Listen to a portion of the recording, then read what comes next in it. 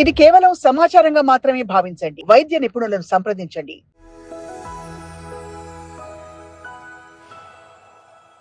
Dengue fever అనేది viral ఇన్ఫెక్షనా? Dengue కూడా virus ఇన్ఫెక్షనేనండి. Malaria జ్వరం లానే ఉంటాయా డెంగ్యూ సిమ్టమ్స్ కూడా? రోజంతా జ్వరం ఉండకపోవచ్చు. అయితే ఈ డెంగ్యూకి మనం తీసుకోవాల్సిన జాగ్రత్తలు ఏంటి? డెంగ్యూ ఫీవర్ ఏంటంటే it's a self limiting disease.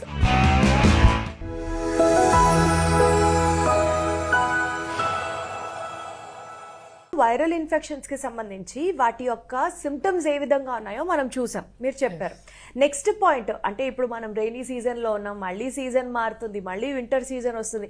ఇదన్నీ ఏంటంటే ఇందాక మనం ఫస్ట్ ఇంట్రొడక్షన్ లో చెప్పుకున్నట్టు జలుబులు, దగ్గు, జ్వరాలు ఇవన్నీ ఎప్పుడు అంటే ఫ్రీక్వెంట్ గా వింటూ ఉన్న టైం కాబట్టి how do we protect our cells from being affected? Flu vaccines అని ఉంటాయండి. ఫ్లూ వ్యాక్సిన్ బేసిక్లీ మనకు వచ్చే కామన్ సీజనల్ ఫ్లూలో ఇన్ఫ్లుయెన్జా ఏ, బి ఇలాంటి వైరసెస్ మూలాన వస్తుంది. వీటికి ఏంటంటే ఇందాక నేను చెప్పినట్టు కొన్ని సెలెక్టెడ్ గ్రూప్ ఆఫ్ పీపుల్ ఎవరికైతే ఇమ్యూనిటీ కాంప్రమైజ్ అయ్యిందో, షుగర్ పేషెంట్స్ కానీ, డయాబెటీస్ వాళ్ళు, క్యాన్సర్ పేషెంట్, వీళ్ళకి ఏంటి లేదా ఊపిరితిత్తులో ఆల్రెడీ ఇన్ఫెక్షన్ ఉబ్బసం, నిమ్ము ఉన్నవాళ్ళు, లేక ఊపిరితిత్తుకు సంబంధించి వేరే ప్రాబ్లమ్స్ ఉన్నవాళ్ళు, వీళ్ళకి ఏంటంటే ప్రతి ఇయర్ ఇన్ఫ్లుయెన్జా వ్యాక్సిన్ అనేది తీసుకుంటాం, ఫ్లూ వైరస్ వ్యాక్సిన్ తీసుకుంటాం అనేది మంచిది. అది మనం ఈ మాన్సూన్ సీజన్ స్టార్టింగ్లో తీసుకుంటే మనకి ఏంటంటే అట్లీస్ట్ కాంప్లికేషన్స్కి వెళ్లకుండా ఉంటారు. బేసిక్ జలుబు, దగ్గు, మినిమం ఫీవర్తో ఏమైనా సఫర్ అయినా కానీ further they won't get complicated అనమాట. So it's better to take a flu vaccine especially ఈ పీపుల్లో.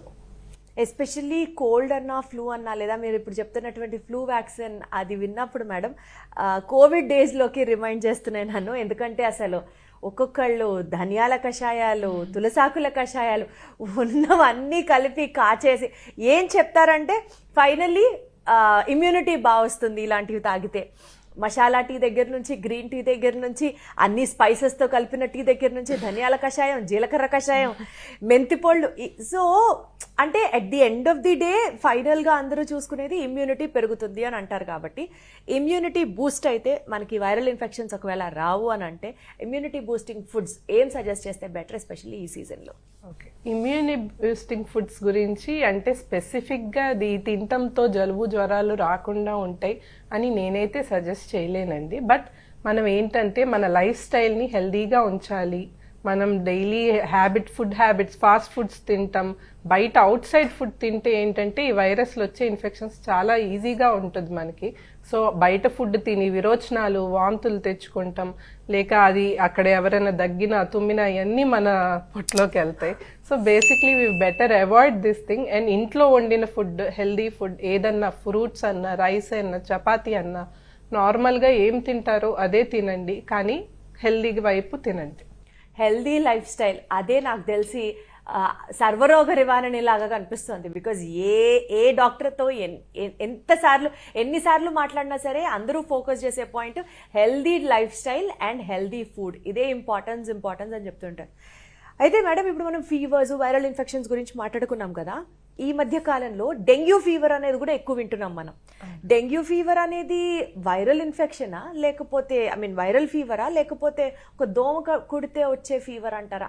ఎట్లా చూస్తారు దీన్ని, ఎలా చూడాలి అసలు? డెంగ్యూ కూడా వైరస్ ఇన్ఫెక్షనేనండి. డెంగ్యూ వైరస్ మూలాన వస్తుంది.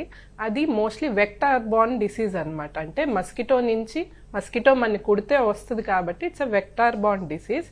సాధారణంగా ఇలా జలుబు, దగ్గు ఇలాంటి వాటితో అంటుకోదు. దోమ ఒక infected person, dengue infected person కుట్టి మనని కుడితే గనక మనకి డెంగ్యూ వచ్చే ఛాన్సెస్ ఉంటాయండి. అయితే మేడం ఈ డెంగ్యూ ఫీవర్ని మనము ఎలా గుర్తిస్తాము? దానికి సిమ్టమ్స్ ఏంటి? మలేరియా జ్వరం లానే ఉంటాయా డెంగ్యూ సిమ్టమ్స్ కూడా, లేకపోతే దీని గురించి ఏమైనా స్పెషల్గా మనం ఏమైనా జాగ్రత్తలు తీసుకోవాల్సి ఉంటుందా? డెంగ్యూ మలేరియా ఫీవర్ లాగా ఉంటాయా అంటే more of like malaria fever రోజంతా జ్వరం ఉండకపోవచ్చు.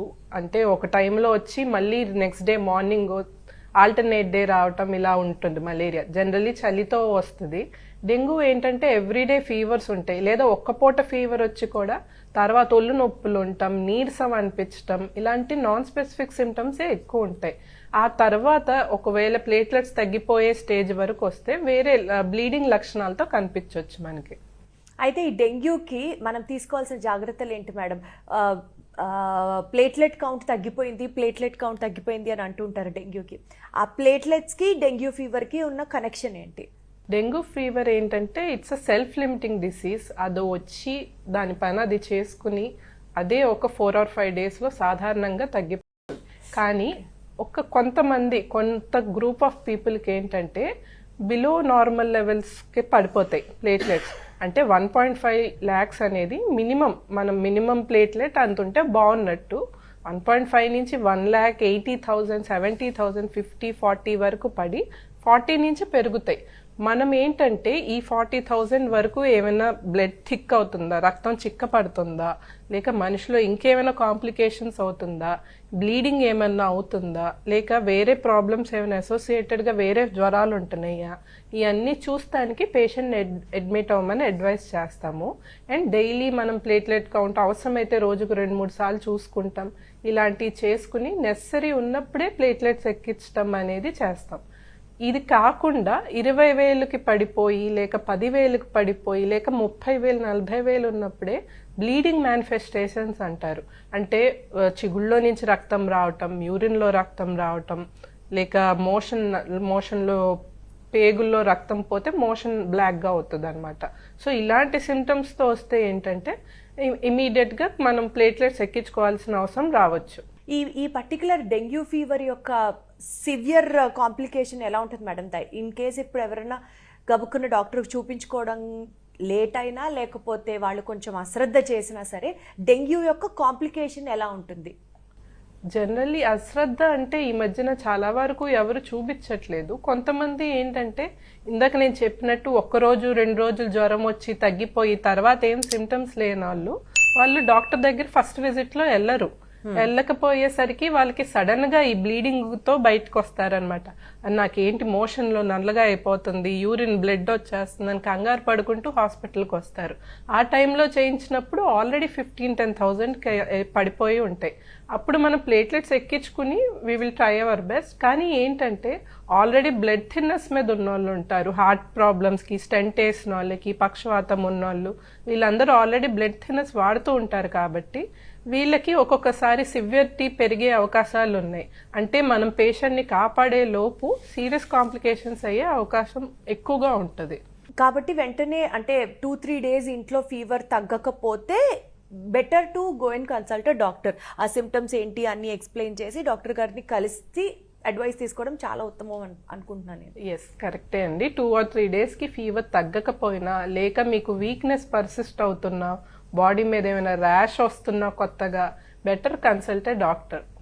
అంటే డెంగ్యూకి ఇందాక మీరు చెప్పినట్లు మోషన్ నల్లగా అవ్వడం కానివ్వండి, కొన్ని సిమ్టమ్స్ చెప్పారు కదా, యూరిన్లో బ్లడ్ పాస్ అవ్వడం కానివ్వండి, ఇలాంటివి అదనంగా ఉంటాయా మేడం? సో దట్ జనాలకి ఇంకొంచెం అవేర్నెస్ వస్తుంది అని అడుగుతున్నాను ఈ పాయింట్. డెంగ్యూ ఫీవర్లో ఆ లక్షణాలు మనం స్పెసిఫిక్గా కనిపెట్టగలమా? స్పెసిఫిక్గా అనేది ఒక్కొక్కసారి ఏంటంటే మనం చెప్పలేము. అంటే వాళ్ళు ఇప్పుడు ఐరన్ టాబ్లెట్స్ తీసుకుంటున్నా ఒక్కొక్కసారి డార్క్ కలర్ మోషన్స్ అనేవి అవ్వచ్చు. అది బ్లడ్ అనుకుని అనవసరంగా కంగారు పడిన వాళ్ళు కూడా ఉంటారు. సో ఇవంతా సెల్ఫ్గా చేసుకునే కన్నా బెటర్ ఆల్వేస్ కన్సల్ట్ డాక్టర్. అక్కడ మనం టెస్టులు కొద్ది మోషన్లో బ్లడ్ ఉందా లేదా, యూరిన్ అసలు యాక్చువల్లీ బ్లడ్ కణాలు ఉన్నాయా, లేక వేరే ఏమైనా పీరియడ్స్ బ్లడ్ మూలాన అలా అనిపిస్తుందా ఏంటి అనేది మనం డిఫరెన్షియేట్ చేసుకోవచ్చు. అక్కడి నుంచి ఈలోపు కణాలు అవి కూడా మనం చూసుకోవచ్చు. కాబట్టి సెల్ఫ్గా అనేది ఎప్పుడు మందులు వాడొద్దు, better consult a doctor. 2 or 3 days ఇంట్లో ఫస్ట్ పారాసెటమాల్తో ట్రై చేయండి.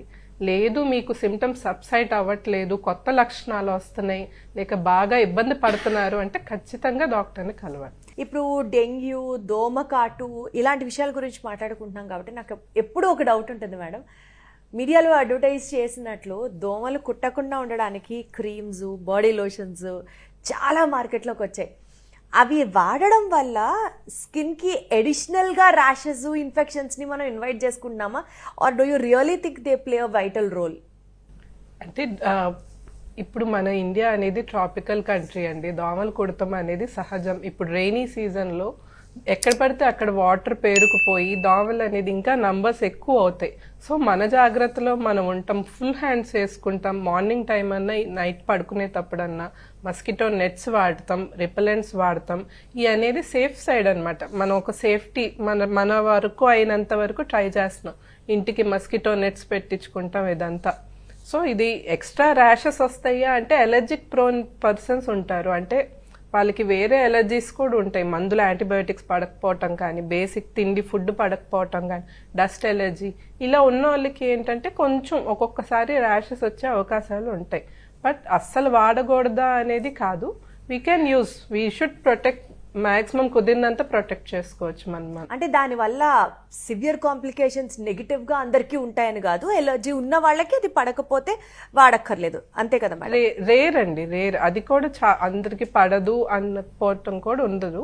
కొంతమందికి ఎవరికన్నా ర్యాష్ వస్తుంది, కానీ అలా వస్తుంది అన్నప్పుడు ఇంకా నెక్స్ట్ రోజు నుంచి better don't go for it. Right. So మొత్తానికి viral infections and viral fevers ఇప్పుడు బాగా ఉంటున్నాయి కాబట్టి ఫస్ట్ అండ్ ఫార్మోస్ట్గా మేడం చెప్పినట్లుగా ఒక 2-3 డేస్లో ఫీవర్స్ సబ్సైడ్ అవ్వడానికి పారాసెటమాల్తో మేనేజ్ చేసి, ఇన్ కేస్ ఒకవేళ సిమ్టమ్స్ తగ్గట్లేదు అనిపిస్తే మాత్రం డాక్టర్ని కలవడం mandatory. Yes. Thank you so much madam. Thank you. Thank you. ఇది వాళ్ళ సాక్షి లైఫ్.